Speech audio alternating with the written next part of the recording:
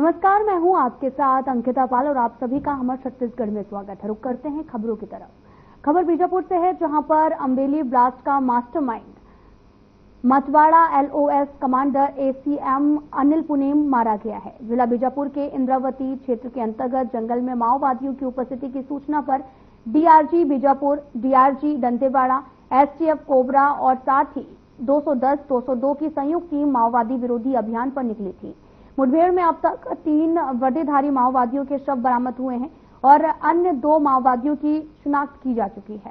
साथ ही मुठभेड़ में भी वहां से 3 नग 12 bore rifle, single shot rifle और अन्य हथियार, विस्फोटक और माओवादी सामग्री बरामद हुई है। साथ ही आपको ये भी बताते चले कि mastermind Matwada LOS commander ACM Anil Punem को मार गिराने में सुरक्षा बलों को भी कामयाबी मिली है।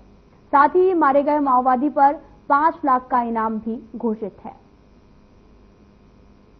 नक्सल विरोधी अभियान के अंतर्गत DRG Bijapur, DRG Dantewada, STF cobra 210 और 202 की टीमें संयुक्त टीमें नक्सल ऑपरेशन में इंद्रावती क्षेत्र में निकली थी, जिस पर से सुबह 9 बजे से रुक रुक कर फायरिंग हुई और इस मुठभेड़ में के बाद सर्चिंग के दौरान 3 माओवादियों के शव बरामद हुए, जिसमें जो प्राइमरीली एक सेनानी माओवादी का हुआ है, जो कि अनिल पुनेम मतवाड़ा एलओएस कमांडर है, जो कि अम्बेली ब्लास्ट में जिसका मेजर इन्वॉल्वमेंट था। इसके अलावा जो मुठभेड़ में हथियार भी बरामद हुए, जिसमें 12 बोर और सिंगल शॉट राइफल्स भी हमें बरामद हुए। तो वहीं अंबिकापुर में हनुमान जयंती धूमधाम से मनाई गई है। साथ ही हनुमान मंदिरों में देर शाम तक भजन कीर्तन जारी रहे और मंदिरों में अखंड हरि कीर्तन होने से वातावरण भक्तिमय रहा। हनुमान जन्मोत्सव पर भक्तों ने धूमधाम से पूजा की। देखिए इस रिपोर्ट में।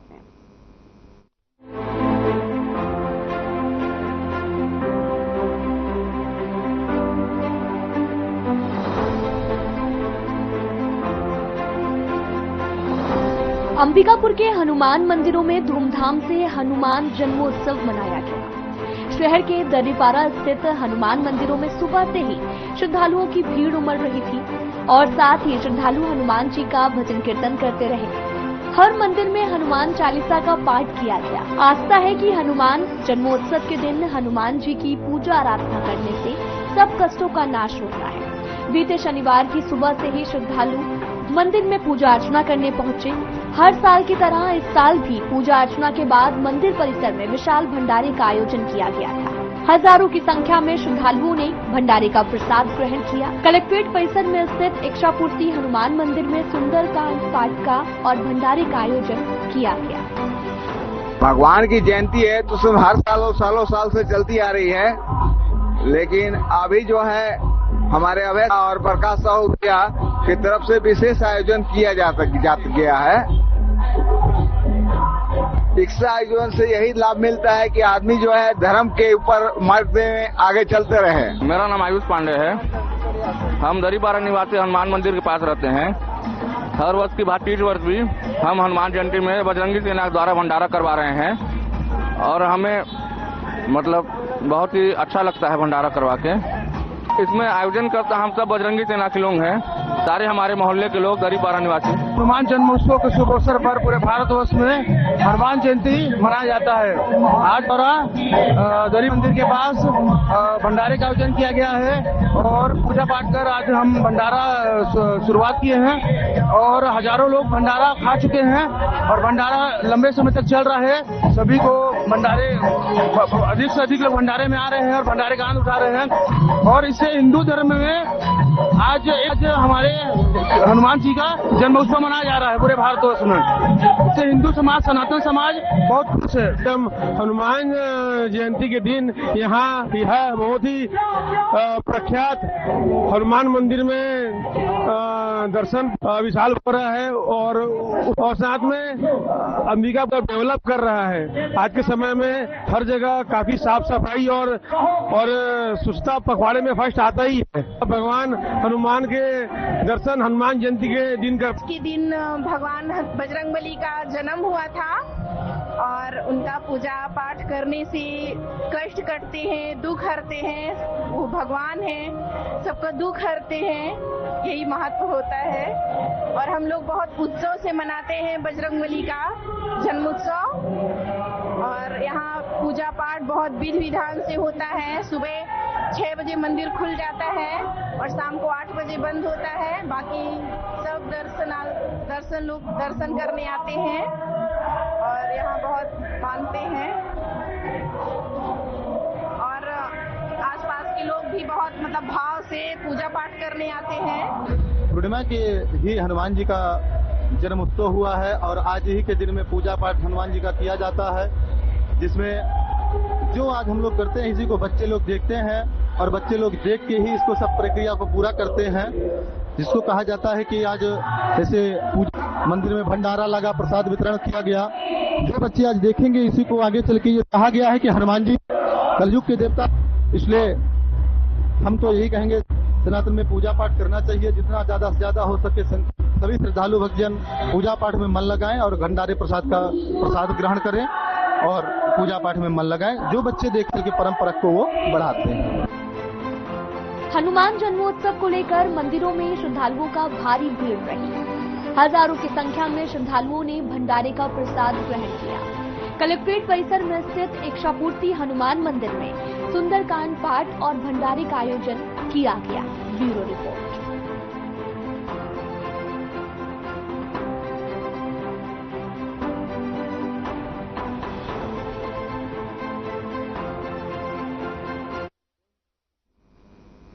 धमतरी जिले से जल जीवन मिशन के कार्य में एक बड़ी लापरवाही सामने आई है, जहां पर जिले की कुकरेल तहसील से महज 3 किलोमीटर दूर ग्राम पंचायत काटा कुरीजी के कमारपारा और साथ ही बहनपत्रा में बस से लगभग 18 परिवारों की पानी के लिए लंबा सफर तय करना पड़ता है। जबकि बीते 4 से 5 महीने पहले ही वहां पर जल जीवन मिशन के तहत लगभग 16 लाख की लागत से सोलर ड्यूल पंप लगाए गए थे। देखिए इस रिपोर्ट में।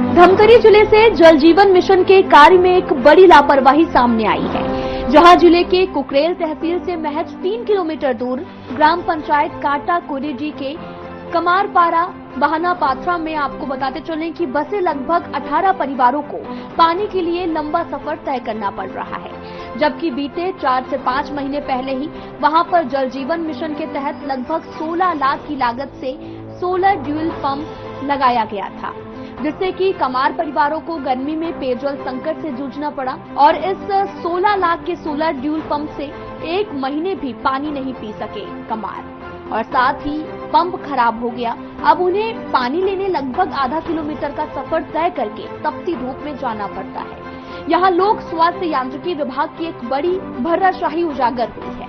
15,70,000 के सोलर ड्यूल पंप को एक बार फिर से बोर से जोड़ दिया गया है, जो हैंडपंप था।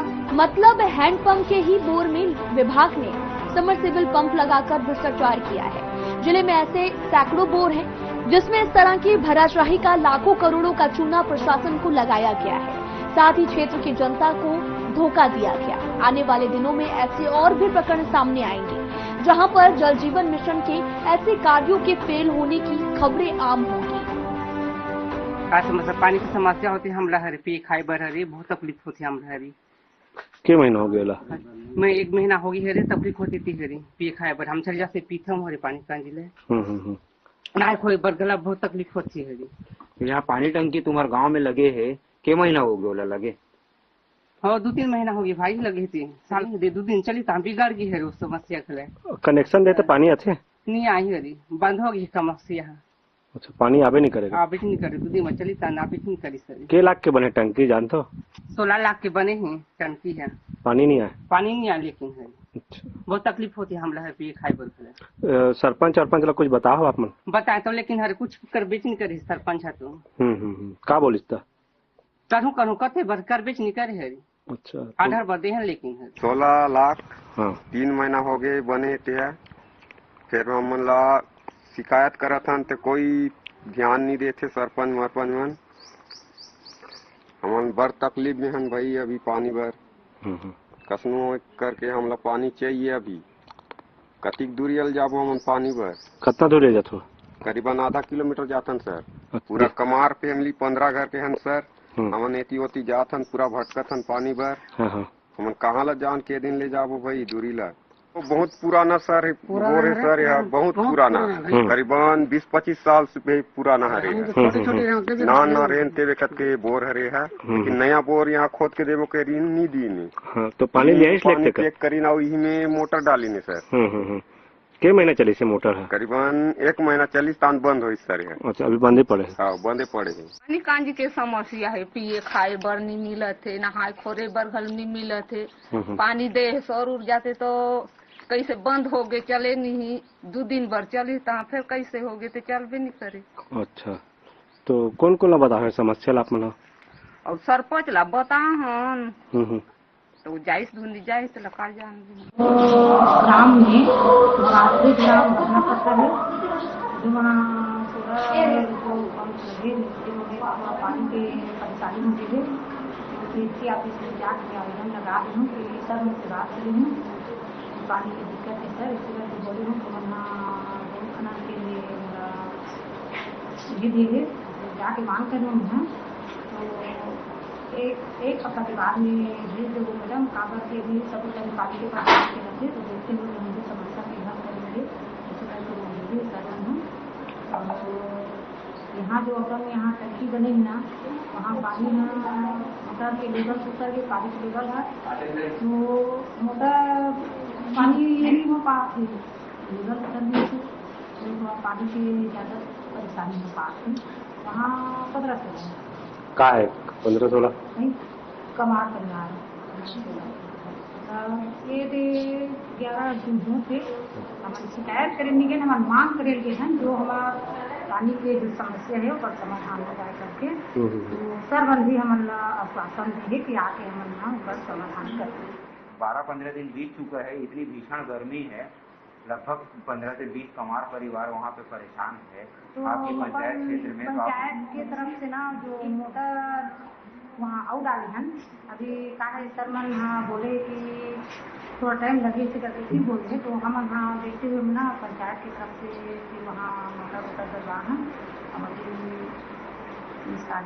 हमारे सहायक अभियंता से अवगत हुआ है कि वहाँ पर एक सोलर पैनल लगाया गया है, सोलर ड्यूएल पंप लगाया गया है जिसके माध्यम से पानी की सप्लाई हो रही थी, किंतु वर्तमान में पानी का लेवल जल स्तर नीचे जाने की वजह से वो सोलर पंप बंद हो गया है।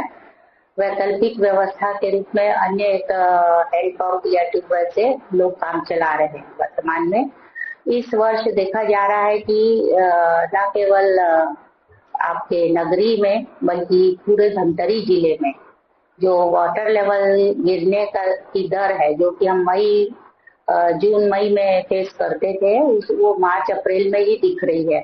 तो इसका कारण है कि अंधाधुंध दोहन हो रहा है, कृषि कार्यों में भी उपयोग हो रहा है और कुछ भूजल संरचनाएं भी ऐसी है कि वहां पर पानी कम प्राप्त होता है। तो यह एक प्राकृतिक समस्या है, तथापि विभाग इस हेतु मुस्तैदी से अपना कार्य कर रहा है। एक ये क्रेडा के माध्यम से 15,70,000 का सोलर पंप बैठाया जाता है जिसमें एक स्टेजिंग के ऊपर में टैंक रखकर और फिर नलों के माध्यम से पाइपलाइन के माध्यम से नल प्रदान करके लोगों को पानी दिया जाता है। देखिए हमारा उद्देश्य है कि हमारे पास जो संसाधन है उसका हम उपयोग करें। यदि किसी गांव में वो ट्यूबवेल है तो हम और नए ट्यूबवेल के लिए नहीं जाते हैं और नया ट्यूबवेल लेना कोई सुनिश्चित नहीं करता है कि वो सफल ही होगा। यदि पूरा बेल्ट ड्राई है तो संभावना रहती है कि हमको ड्राई ही मिले। तथापि हम वैज्ञानिक पद्धति से रेजिस्टिविटी सर्वे वगैरह करके हम कोशिश करते हैं जियो हाइड्रोजियो मॉर्फोलॉजिकल मैप की स्टडी करके विशेषज्ञों से सलाह लेकर कि हमको कोई ऐसा पॉइंट मिले जहाँ पर पानी का उपलब्धता हो।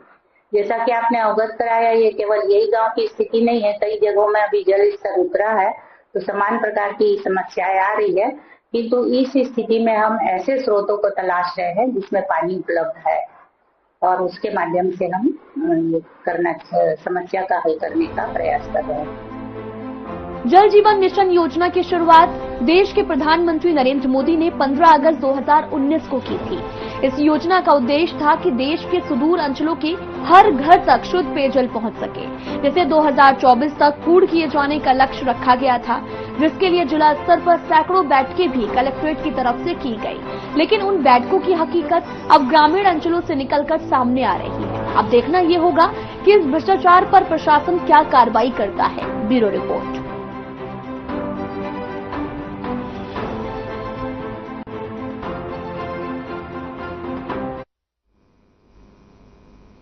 फिलहाल यहां रुकते हैं छोटे से ब्रेक के लिए।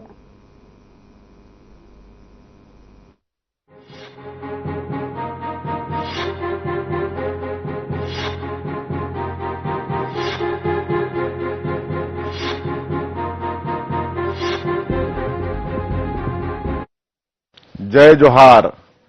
मैं विष्णुदेव साई बोल रहा हूं। मुझे यह बताते हुए हर्ष हो रहा है कि हम सभी सुशासन तिहार 2025 का आयोजन कर रहे हैं। यह आयोजन छत्तीसगढ़ में पारदर्शिता, संवाद और समाधान की भावना को सुदृढ़ करने की दिशा में एक महत्वपूर्ण पहल है।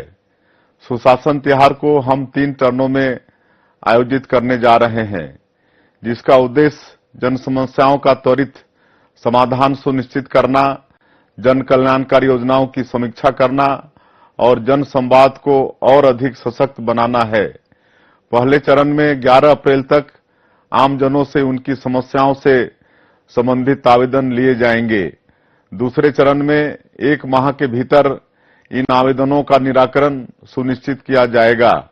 तीसरे चरण में 5 मई से 31 मई तक प्रदेश भर में समाधान शिविरों का आयोजन किया जाएगा। इन शिविरों में मैं स्वयं, मंत्रिमंडल के सहयोगी तथा प्रशासनिक अधिकारी आपसे प्रत्यक्ष संवाद करेंगे, आपकी समस्याओं का समाधान करेंगे और छत्तीसगढ़ महतारी के नवनिर्माण हेतु आपके बहुमूल्य सुझाव प्राप्त करेंगे। आइए हम सब मिलकर सुशासन तिहार 2025 में भाग लें और इस महापर्व को इसके उद्देश्यों में पूर्णतः सफल तथा छत्तीसगढ़ महतारी की सेवा में एक नई इबारत लिखें। जय भारत, जय छत्तीसगढ़।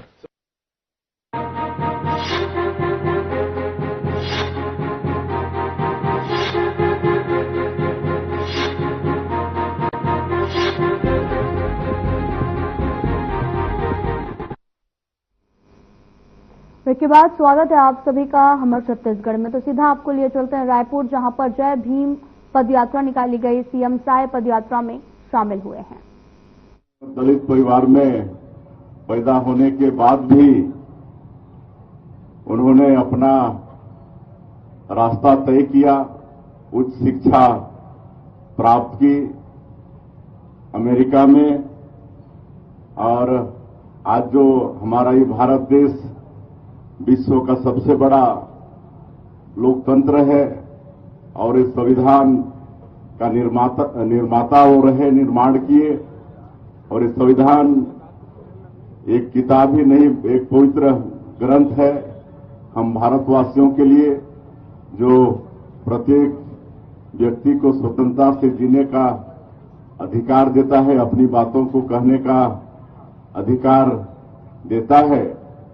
भारत के साथ उस समय कई देश दुनिया के स्वतंत्र हुए, लेकिन वो देश लोकतंत्र की राह पर चल नहीं पाए, वो पटरी से उतर गए। लेकिन हमारा ये भारत देश विशाल देश होने के बाद भी आज संविधान के अनुरूप चल रहा है। इसमें कहीं न कहीं बाबा साहब भीमराव अम्बेडकर की दूरदर्शिता का वो परिणाम है। और हम आज की इस अवसर पर हमारे देश के यशस्वी प्रधानमंत्री नरेंद्र मोदी जी को धन्यवाद देना चाहेंगे कि हमारे छत्तीसगढ़ के निर्माता बाबा साहब भीमराव अम्बेडकर जी से संबंधित जो उनका जन्म स्थल है मऊ, अमेरिका में उन्होंने शिक्षा ग्रहण की। फिर जो 5 जगह उनके जीवन के खास जगह थे, दिल्ली, मुंबई, पुणे, मऊ और अमेरिका, ये 5 को पंच तीर्थ घोषित करके 5 जगह का विकास करने का काम हमारे देश के यशस्वी प्रधानमंत्री नरेंद्र मोदी जी ने किया है। उनका मान बढ़ाने का काम किया है और 26 जनवरी को 1950 में जब इस देश में संविधान लागू हुआ तो 26 जनवरी को उन्होंने संविधान दिवस के रूप में भी घोषित किया है और बाबा साहब का सम्मान बढ़ाया है। मैं इससे प्रधानमंत्री जी को फिर धन्यवाद देना चाहूंगा और आप सबको यह आग्रह करूंगा कि संविधान के प्रति सबकी श्रद्धा होनी चाहिए और आप सभी लोगों को संविधान बाबा साहब भीमराव अम्बेडकर की जयंती की अग्रिम शुभकामनाएं देते हुए आप सब लोगों का धन्यवाद करते हुए अपनी बात समाप्त करता हूं। बहुत बहुत धन्यवाद।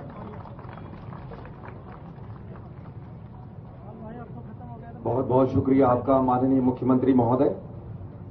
और अब हम कुछ ऐसे विशिष्ट युवा साथियों का नाम ले रहे हैं जिन्होंने अपनी अलग पहचान बनाई है, समाज में योगदान दिया है। उन्हें सम्मानित करने का ये अवसर है।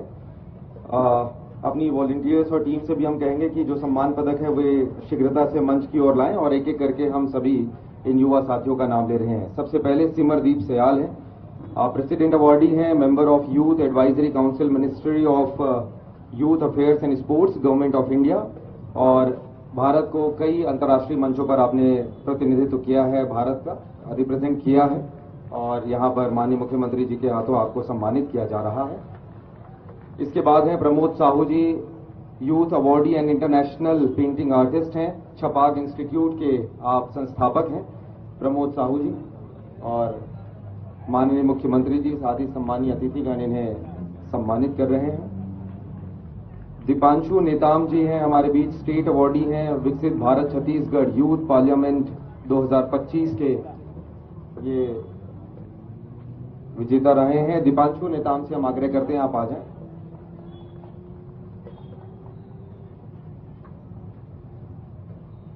तालियों के साथ इन युवा साथियों का, यूथ आइकन्स का हौसला अफजाई हम करेंगे। शिवा मानिकपुरी जी को हम आमंत्रित करते हैं, youth awardee and international rangoli artist हैं Shiva Manikpuri ji. Shiva Manikpuri ji, youth awardee and international rangoli artist. Mahira Khan हमारे बीच हैं, second runner up national youth parliament 2022। Mahira ji मंच के ठीक बाजू हैं, उन्हें सिक्योरिटी से हम निवेदन करेंगे उन्हें आने दिया जाए।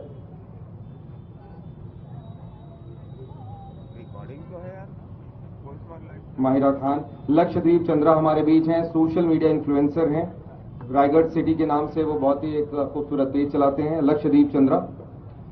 हमें बहुत खुशी है कि आज इस मंच पर अजय मधुकर काले जी हमारे बीच हैं, सोशल रिफॉर्मर हैं, youth specially abled and women centric development के बहुत से कार्यक्रम करते हैं, महाराष्ट्र मंडल रायपुर के आप अध्यक्ष हैं। नीता डुमरे जी हमारे बीच हैं, international hockey player and social reformer. Neeta Dumre ji से हम आग्रह करते हैं आप आए। और इसके साथ ही हम कुछ अधिकारियों को भी सम्मानित कर रहे हैं। अतुल जे निकम जी हमारे बीच हैं, state director NYKS Chhattisgarh. Atul J Nikam जी।